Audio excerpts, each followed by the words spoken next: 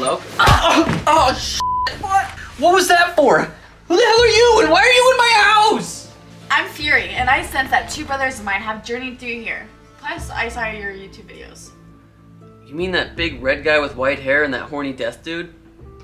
Wait, you saw my YouTube videos? Horny, you say? Those two have issues. No matter. Tell me where they are, and I won't harm you anymore, human.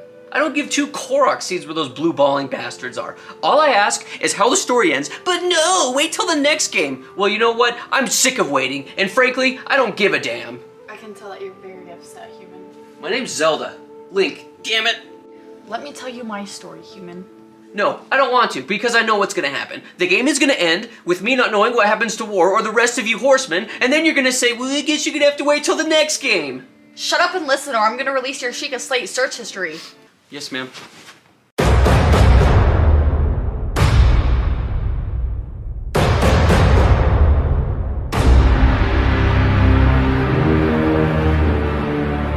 Darksiders 3 is an action RPG developed by Gunfire Games and published by THQ Nordic. It was released back in 2018 for the PS4, Xbox, and Microsoft Windows. In this title, you take control of yet another horseman named Fury, who is kind of a bitch. The story starts off with the Council sending you on a journey to kill the 7 deadly sins. Like the last title, this one runs parallel alongside the others. Now, this is the third game in the series I've played, and a common theme that this series likes to do is change things up a bit from game to game. This one being no exception. It borrows elements from the previous 2 games as well as from other titles such as Zelda and Dark Souls.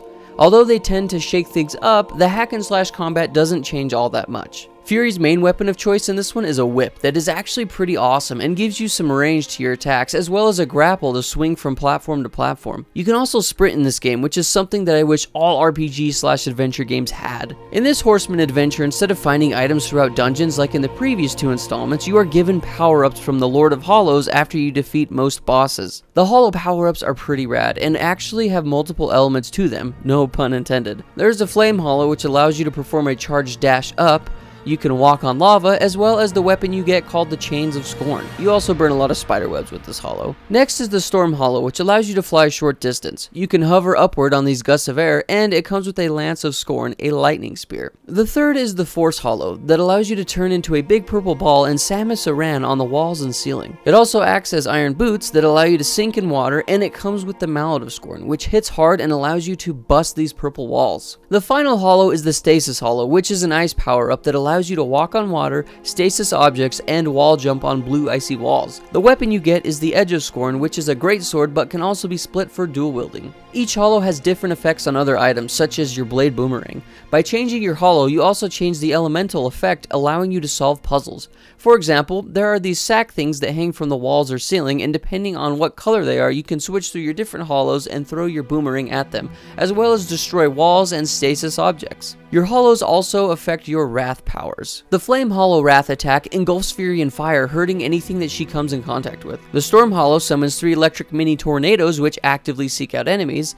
The Force Hollow creates an explosion that blasts enemies away from you, and the final one, the Stasis Hollow, creates an ice shield protecting Fury from attacks and slows down enemies. I really jived with the Hollow abilities and really loved how easy and fast it was to switch from one to the next. You can upgrade your weapons by collecting specific materials throughout the game, very similar to how you upgrade in Dark Souls, if not one for one. You start out with smaller crafting items, and as your weapons improve, you have to find bigger ones to upgrade further. You can also pick up items that when you break them, you get souls from them, which, like in the first game, is your currency. And yes, this is another rip from Dark Souls. Volgor makes his return as the shopkeeper demon. You can purchase better armor, crafting materials, and health or wrath gems, along with other little odds and ends. This is also how you level up your character in the game. You exchange souls you have collected for levels, just like in Dark Souls. However, in this title, Volgrim acts like a bank, so if you have 15,000 souls but you need 16,000 to level up, you can deposit all these souls so you don't lose them in battle. Whenever you die, you lose all your souls and they appear in this flying ghost thing that you can smash and get them all back. I personally enjoy this way of leveling up characters, and I like how you can save your souls, so you're not packing around 50,000 on you praying that you don't die until you get to the next checkpoint. I also enjoyed the fighting throughout the game, and with your weapon arsenal, it made it fun and changed it up a bit during battles. If you time a perfect dodge on an enemy, you can unleash a pretty powerful move on them, and it changes depending on the weapon you are using. The demon bar thing makes its return, and Fury turns into a bigger version of herself with 2 whips. The lock-on system was pretty rough at times, especially when there are tons of enemies around you, and I couldn't quite figure it out. It seemed like I was always locked onto the wrong enemy, usually the further one while the closer one would smash me. Even though you level up a ton, you can still get killed by regular enemies. When they are in packs, it makes combat rough at times. Also, I felt like I was constantly crawling in this game, whether to progress the game or just to explore in general, and it always had me on my hands and knees. It's not necessarily a bad thing, it just got repetitive and annoying at times. I really enjoyed exploring all the levels this game had to offer. Most of the environments looked pretty good and were all unique. The game takes you through swamps, cities, metros, and even an underwater dungeon, which looks really cool. While the Darksiders series takes a more cartoony approach, I still thought that this game looked pretty good. I love when video games reward the player for exploring, and Darksiders 3 does just that. Going off the beaten path and trying to get to new areas usually grants you items which you can use for upgrading, and in turn makes you want to explore even more. Not to mention that you can even find side bosses that obviously aren't important to your progression, but are still fun to find and fight. All the boss fights are really epic, with each one of the sins having a unique design and combat movesets. There was even an Ornstein and Smo boss fight. Nice. Most of the character models look good in my opinion, however their mouth animations are still rough at times. One thing I noticed right away was it's kinda hard to tell if you were ever in a dungeon or not. Honestly, the more I played, the less it ever felt like I was ever in dungeons. There isn't any maps to follow either, it just felt like everything was connected.